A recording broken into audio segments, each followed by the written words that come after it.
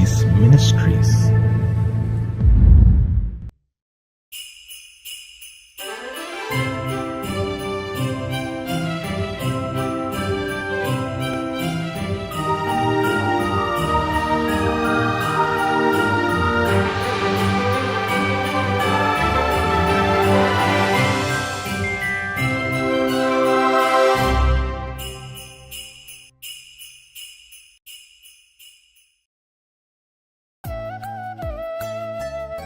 பழி வாங்குதல் எனக்குரியது, நானே பதில் செய்வேன் என்று கர்த்தர் சொல்லுகிறார்.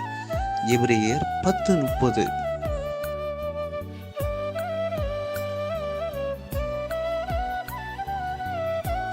For we know him that hath said, Vengeance belongeth unto me, I will recompense, saith the Lord. Hebrews 10:30. கர்த்தருடைய பரிசுத்த நாமம் மகிமைப்படுவதாக. மகிழ்ச்சிகரமான கடைசி மாதத்தில் காட் கோ சீஸ் மினிஸ்ட்ரி சார்பாக உங்களை சந்திப்பதில் பெரும் மகிழ்ச்சி அடைகிறேன். இந்த ஆண்டு முழுவதும் தேவனாகிய கர்த்தர் நம்மையும் நம் குடும்பத்தையும் கிருபையால் தாங்கி நடத்தியிருக்கிறார். நம்முடைய போக்கிலும் வரத்திலும் நம்முடைய பிரயாணங்களிலும் கர்த்தர் நமக்கு துணையாயிருந்தது மாத்திரமல்ல, நம்முடைய பலவீனங்களிலே தம்முடைய வார்த்தையை அனுப்பி பலப்படுத்தியிருக்கிறார். நாம் அநேக நேரங்களிலே சோர்ந்து போய் இருந்த போதும் கர்த்தர் தம்முடைய வார்த்தையினாலே நம்மை தேற்றினார், நம்மை பலப்படுத்தினார். தேவனாகிய கர்த்தர் நம்மோடு கூட இருக்கிறார் என்பதை இதன் மூலம் அநேக நேரங்களிலே நம்மை உணர வைத்திருக்கிறார். விசேஷமாக இந்த கடைசி மாதத்திலே தேவனாகிய கர்த்தர் நிறைவான ஆசீர்வாதங்களால் நிரப்பி நம்மை ஆசீர்வதிப்பார் என்று நம்புகிறேன். கர்த்தருடைய வார்த்தையை கேளுங்கள், நம்புங்கள். கர்த்தருடைய வார்த்தை உங்கள் நடுவிலே பெரிய காரியங்களை செய்யும். தேவனிடத்திலிருந்து ஆசீர்வாதங்களை காத்திருந்து பெற்றுக்கொள்வோம். தேவனாகிய கர்த்தர் நிச்சயம் உங்களையும் உங்கள் குடும்பங்களையும் ஆசீர்வதிப்பாராக. ஆமேன்.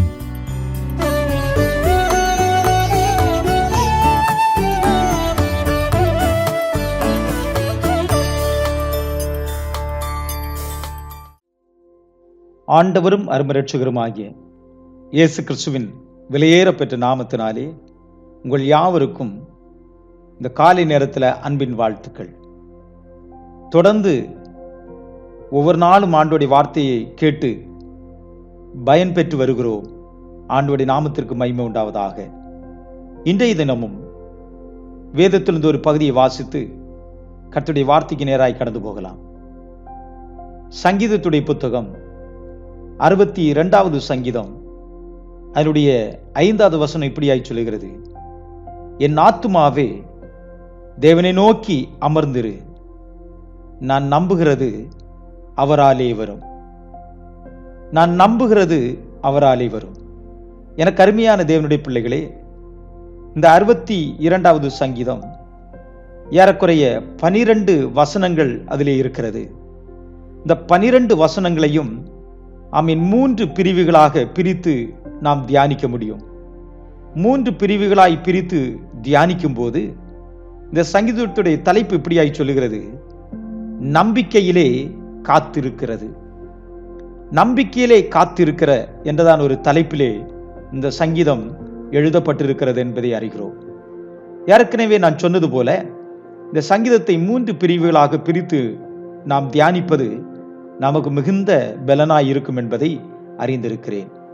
தலைப்பு சொல்கிறது போல நம்பிக்கையிலே காத்திருக்கிறது.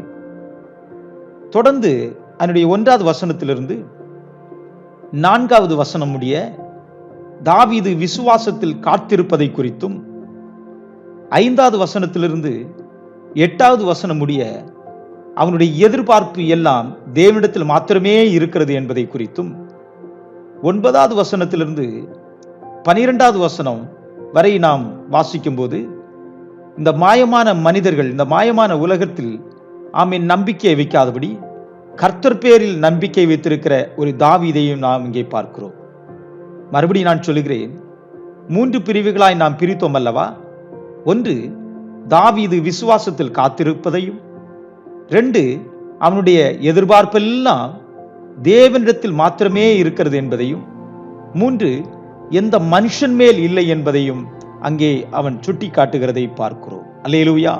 ஆகவேதான் அதனுடைய 5வது வசனம் இப்படியாய் சொல்லுகிறது, என் ஆத்துமாவே தேவனை நோக்கி நீ அமர்ந்திரு, நான் நம்புகிறது அவராலே வரும். நான் நம்புகிறது அவராலே வரும். எனக்கு அன்பான தேவனுடைய பிள்ளைகளே, இந்த அருமையான இந்த காலை நேரத்தில் ஆண்டவர் பேசுகிற தம்முடைய வார்த்தையை நன்றாக நீங்க கவனிப்பீர்களானால், நிச்சயமாகவே இந்த மாதம் ஆண்டவர் உங்களுடைய வாழ்வில் அற்புதமான காரியங்களை செய்வதற்கு நல்லவராயிருக்கிறார். 1வது வசனத்திலிருந்து 4வது வசனம் முடிய நான் வாசிக்கும் போது, தேவனை நோக்கி என் ஆத்துமா அமர்ந்து இருக்கிறது, அவராலே என்னுடைய ரட்சிப்பு வரும். ஆம், எனக்கு அன்பான தேவனுடைய பிள்ளைகளே, தாவீது விசுவாசத்தில் எங்கே காத்திருக்கிறதை பார்க்கிறோம். தேவனை நோக்கி என் ஆத்துமா விசுவாசத்தோடு காத்து அமர்ந்து இருக்கிறதை, ஆமேன் என்பதை அங்கே ஆமீன் ஸ்தோத்திர தாவீது சொல்லுகிறதை பார்க்கிறோம். விசுவாசத்தில் காத்திருக்கிற அனுபவம், வெறுமனே காத்திருக்கிற அனுபவம் அல்ல, வெறுமனே அமர்ந்திருக்கிற அனுபவங்கள் அல்ல, தேவன் பேரில் உள்ள விசுவாசத்தோடு காத்திருக்கிற அந்த மகிமையான அந்த அனுபவத்தை நான் இங்கே பார்க்கிறோம். தாவீது விசுவாசத்தோடு காத்திருக்கிறதை பார்க்கிறது மட்டுமல்ல, அவனுடைய எதிர்பார்ப்பு தேவன் பேரில் உண்டாயிருக்கிறது. அவனுடைய எதிர்பார்ப்பு தேவன் பேரில் உண்டாயிருக்கிறது. விசுவாசம் வெறுமையாய் அல்ல, விசுவாசமும் நம்பிக்கையும் எதிர்பார்ப்பும் என்னோட ஆண்டவராகிய இயேசு கிறிஸ்துவிடத்தில் ஆமென் என்பதை அவன் சுட்டி காட்டுகிறதை பார்க்கிறோம். நம்முடைய வாழ்க்கையிலும் வெறுமையாய் காத்திருக்கிறோம், வெறுமையாகவே காத்திருக்கிறோம், வெறுமையாகவே போய்கொண்டிருக்கிறோம். ஆனால் எனக்கு அன்பான தேவனுடைய பிள்ளைகளே, உடைய காத்திருப்பு வெறுமையாய் அல்லாமல் உடைய காத்திருப்பு தேவன் பேரிலே இருக்கட்டும் என்பதை தான் இந்த சங்கீதத்திலிருந்து தாவீது ஆமேன் ஸ்தோத்திர சுட்டி காட்டுகிறதை பார்க்கிறோம். அதனுடைய 9வது வசனத்திலிருந்து 12வது வசனம் முடிய நான் வாசிக்கும் போது, இந்த உலகத்தை சாராதபடிக்கு, உலகத்தின் மனிதர்களை சாராதபடிக்கு, நமக்கு உதவி செய்கிறேன் என்று சொன்னவனை சாராதபடிக்கு தேவனையே சார்ந்திருக்கிற ஒரு அருமையான அனுபவத்தை பார்க்கிறோம். அதனுடைய ஆமீன் 9வது வசனம் இப்படியாய் சொல்கிறது, கீழ்மக்கள் மாயும் மேல் மக்கள் பொய்யுமே, தராசிலே வைக்கப்பட்டால் அவர்கள் எல்லாரும் மாயையிலும் லேசானவர்கள் என்பதை வேதம் சொல்கிறது. இந்த உலகத்தில் இருக்கிற மனிதர்கள் மிகவும் லேசானவர்கள், நம்பக்கூடியவர்கள் அல்ல, நம்பிக்கைக்குரியவர்களும் அல்ல. இந்த அருமையான நாளில் நம்பக்கூடியவர், நம்பிக்கைக்குரிய ஒரு அருமையான தெய்வம் ஆண்டவராகிய இயேசு கிறிஸ்து உண்டு என்பதை யாரெல்லாம் நம்புகிறார்களோ, யாரெல்லாம் விசுவாசிக்கிறார்களோ அவர்களுக்கெல்லாம் ஆமேன் ஸ்தோத்திர ஆண்டவர் நன்மை செய்வதற்கு நல்லவராயிருக்கிறார். உதவி செய்கிறேன் என்ற மனிதனை நம்பாதபடிக்கு, எக்காலத்திலும் நம்மை நடத்துவேன் என்று சொன்ன உன்னதமான தெய்வத்தை நாம் நம்பும் போது, அவரிடத்திலிருந்து எனக்கு ஒரு எதிர்பார்ப்பு உண்டு, அவர் என்னுடைய எதிர்பார்ப்பை எல்லாம் நிறைவேற்றுவார் என்று சொல்லி நம்பிக்கையோடு நீங்க காத்திருப்பீர்களானால், நிச்சயமாகவே சொல்கிறேன், உங்களுடைய நம்பிக்கை வீண் போகாது. நிச்சயமாகவே உங்களுக்கு நன்மை உண்டு என்று என் ஆண்டவராகிய இயேசு கிறிஸ்து இந்த காலை நேரத்திலே சொல்லுகிறார். எனக்கு அன்பான தேவனுடைய பிள்ளைகளே, நீங்கள் யாரை நம்பிக்கொண்டு இருக்கிறீங்க? யாரை சார்ந்து இருக்கிறீங்க? யாரிடத்தில் விசுவாசம் வைத்திருக்கிறீங்க? மனிதரிடத்திலா, இல்லை என்றால் நீங்க ஆராதிக்கிற தெய்வத்திடத்திலா என்பதை ஒன்று உற்று பாருங்க. உங்களுடைய நம்பிக்கை மனுஷன் மேல வைக்க வேண்டாம். காலை தினத்தில் இந்த வார்த்தையை கேட்டுக்கொண்டிருக்கிற எனக்கு அன்பான தேவனுடைய பிள்ளைகளே, நீங்கள் யாரை நம்புகிறீர்கள் என்று ஒன்று ஆராய்ந்து பார்ப்பீர்களானால், நீங்கள் யாரை நம்புகிறீர்கள் என்று சொல்லி ஒன்று ஆராய்ந்து பார்ப்பீர்களானால், ஆண்டவராகிய தெய்வம் இன்றைக்கு உங்களுக்கு நன்மை செய்ய போகிறார். எனக்கு அன்பான தேவனுடைய பிள்ளைகளே, இந்த அருமையான காலை நேரத்தில் நீங்கள் மனுஷனை நம்பாதபடிக்கு தெய்வத்தை நம்பும்படிக்கு 118வது சங்கீதம் இப்படியா சொல்கிறது, மனுஷனை நம்புவதை பார்க்கிறோம், கர்த்தர் பேரில் பற்றுதலாயிருப்பதே நலம் என்று சொல்லி வேதத்திலே வாசிக்கிறோம்.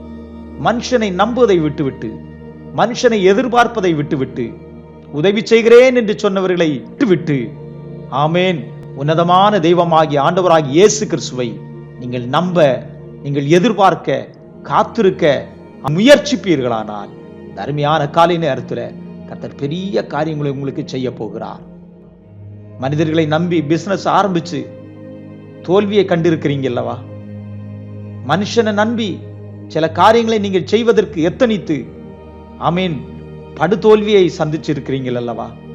அருமையான நாளில மனுஷனை நம்புவதை விட்டு நம்முடைய இரட்சகராகிய இயேசு கிறிஸ்துவை முழு இருதயத்தோடு நம்பி, முழு இருதயத்தோடு எதிர்பார்த்து, முழு இருதயத்தோடு காத்திருப்பீர்களானால் இந்த மாதம் ஆமேன் ஸ்தோத்திரம் உங்களுக்கு ஒரு ஆசீர்வாதத்தின் மாதமாய் இதுவரையும் நீங்கள் காத்திருந்த காரியங்களுக்கு ஆமேன் அற்புதமான ஒரு நாளாய் கர்த்தர் மாற்றுவதற்கு நல்லவராய் இருக்கிறார்.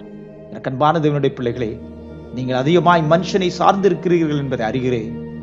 நீங்க அதிகமாய் மனுஷனை நம்பி இருக்கிறதை அறிகிறேன். அவர்கள் எல்லாவற்றையும் விட்டு ஆண்டவராகிய இயேசு கிறிஸ்துவை நம்ப ஆரம்பிங்க. ஆண்டவராகிய இயேசு கிறிஸ்துவை விசுவாசிக்க ஆரம்பிங்க. எந்த காலத்திலும் என் இயேசு என்னை கைவிட மாட்டார். எந்த காலத்திலும் என் இயேசு என்னை கைவிட மாட்டார். அவர் என்னை நடத்துவதற்கு நல்லவராய் இருக்கிறார் என்று சொல்லி ஆண்டவரையே நம்பி சார்ந்திருங்க. அவர் ஒருபோதும் உங்களை கைவிட மாட்டார். அவர் ஒருபோதும் உங்களை விட்டு விலக மாட்டார். அவர் ஒருபோதும் உங்களை ஏமாற்ற மாட்டார். இந்த அருமையான நாளில ஆமேன் ஸ்தோத்திரம். மனுஷனை நம்பி ஏமாந்தவர்கள் அநேகர் உண்டு. மனுஷனை நம்பி தோற்று போனவர்கள் அநேகர் உண்டு. இந்த அருமையான நாளில ஒரு விசை ஆமேன், இதுவரை நான் இயேசுவை நம்பவில்லை, இதுவரை இயேசுவை நான் சார்ந்து இருக்கவில்லை, இதுவரை நான் எல்லாவற்றிற்கும் மனுஷனை எதிர்பார்த்து கொண்டிருந்தேன் என்று சொல்லுகிற யாராகிலும் இருப்பீர்களானால் இந்த காலை நேரத்தில் ஆமேன் இந்த செய்தியை கேட்டுக்கொண்டிருக்கிற இந்த நிமிடத்தில் ஒரு விசை உங்களுடைய உணர்வுகள், உங்களுடைய ஆமீன் காரியங்கள் எல்லாவற்றையும் ஆண்டவருடைய கரத்தில் ஒப்பு கொடுங்க. உங்களுடைய எண்ணங்கள் எல்லாம் ஆண்டவருடைய கரத்தில் ஒப்பு கொடுங்க. ஒரு நிமிஷம், ஆண்டவரே, இதுவரையும் மனுஷனை நம்பி நான் தோற்று போயிருக்கிறேன்.